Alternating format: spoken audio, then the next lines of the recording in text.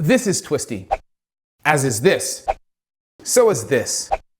But none of these twisty things is going to hurt you, except for maybe Twisty the Clown.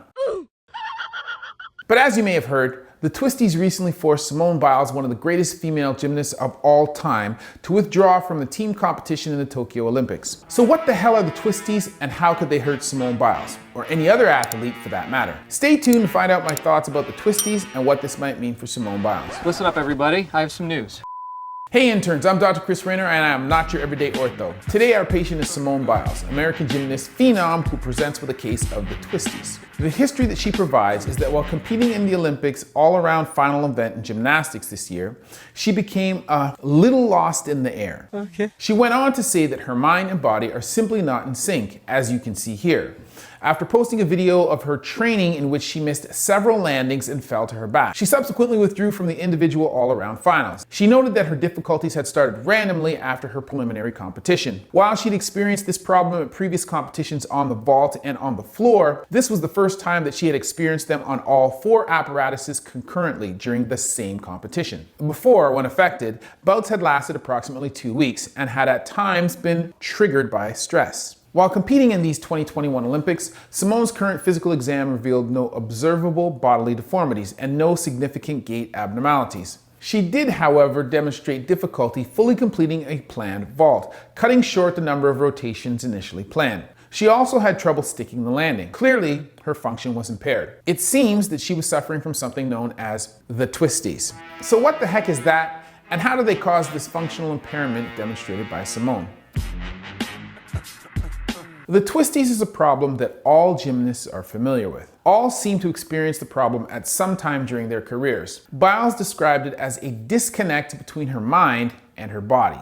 Although she knew what she wanted her body to do, it would no longer do it. Jordan Weber, head coach of the University of Arkansas women's gymnastics team and previous 2012 Olympic medalist, states that athletes suffering from the Twisties get lost in the air, so that they don't know where they are, don't know where the ground is, don't know how many times they're twisting, and are unable to control how many times they are twisting. And 10 feet in the air above an Olympic vaulting platform is no place to suddenly become lost or out of control. Retired gymnast Ali Raceman also notes that the Twisties are quite common and that they are particularly likely with Biles because of the difficulty level of the skills that she is performing and the number of twists that are involved with those skills. For those reasons, it's not unusual for the brain to become confused when the athlete is in the air.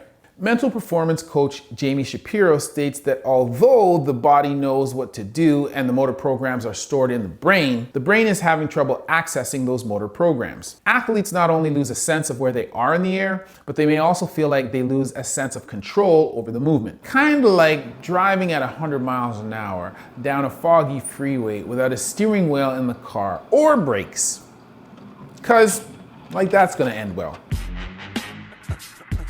It is not clear what is the biological basis of the Twisties. While the sensation experienced by all athletes with the Twisties is similar, the triggers vary from person to person. Oftentimes, the trigger may be training for different twisting skills at the same time, each with different twisting elements involving unique number of twists. This would suggest that this problem involves the vestibular system, the system used to control balance in the body, and the cerebellum, the part of the brain involved with coordinating movement and balance. Normally, the cerebellum coordinates signals that it receives from the peripheral organs of the vestibular system, located in the ear, to determine how your body is moving in space. The semicircular canals are sensitive to rotations of the head, while the otoliths organs are sensitive to straight line accelerations or direction change. All 5 organs send information to the cerebellum, where the signals from each organ are combined to provide information to the brain about the body's orientation, position in space, and the movement to which it is subject. If there is a lack of coordination, or if any one or more of the organs sends erroneous information to the brain,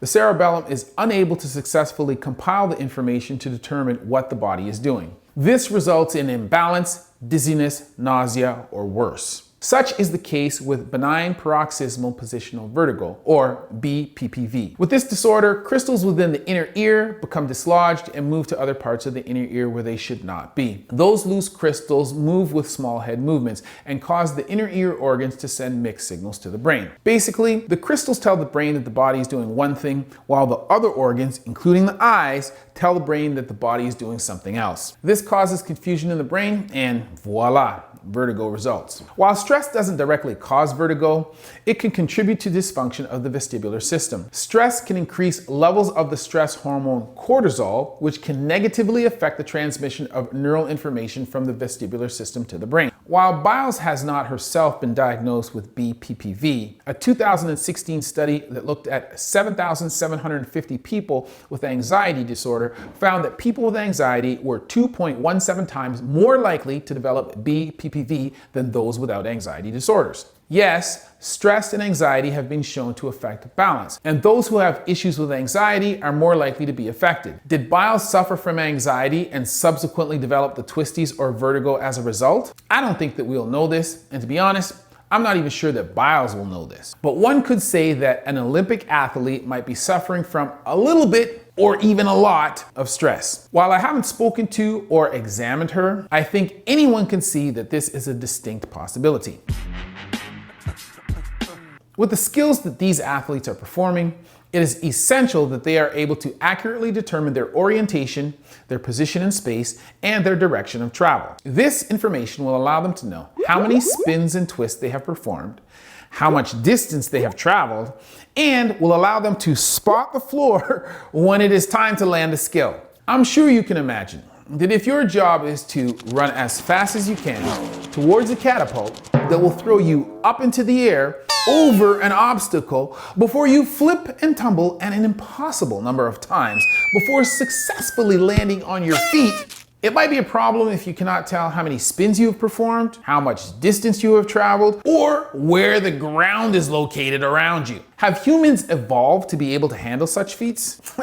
Likely not. This is almost pushing the human body beyond what it might be capable of. Hence the reason why the twisties is even a thing, with scores that may differ by mere thousandths of a point. It is essential that athletes be able to control themselves in the air when twisting and spinning, and that they be able to accurately spot and land their landings when they touch down. When speaking about the focus required for her proposed skills, Biles stated that you have to be there 100% or 120%, because if you're not the slightest bit there, you can get hurt. She added that she literally cannot tell up from down.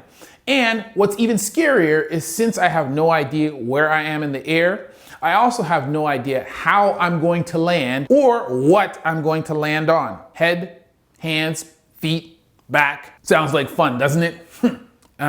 Not. Former US gymnast Elena Mckenna explained that at one point during her career, she was so debilitated by the phenomenon that she could not perform even the simplest of skills. When affected, she would end her practices with simple somersaults to try to regain her sense of positioning. That's how much of a mental game the twisties can be.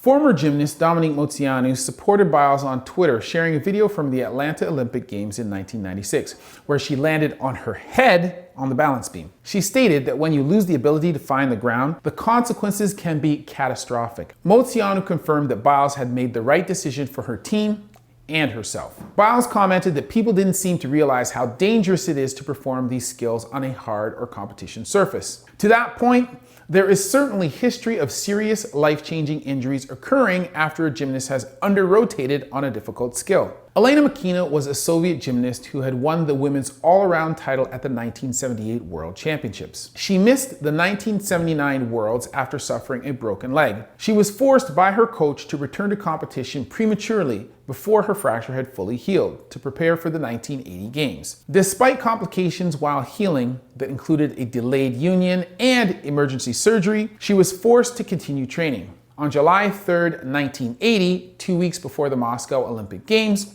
Mckenna was practicing a difficult move, the Thomas Salto. She under-rotated the skill and landed on her chin, snapping her spine. Instantly, she became a quadriplegic, paralyzed from the neck down. She remained a paraplegic until her death at the age of 45. The cause of her injury was a combination of the unhealed leg fracture and a case of the twisties. But this example illustrates the severity of injuries that can occur as a result of difficult gymnastic skills. Biles is known for completing skills with substantially high difficulty level. In her own defense, Biles explained that physical health is mental health, and stated that she did not need to explain why she put her health first. No, she certainly does not.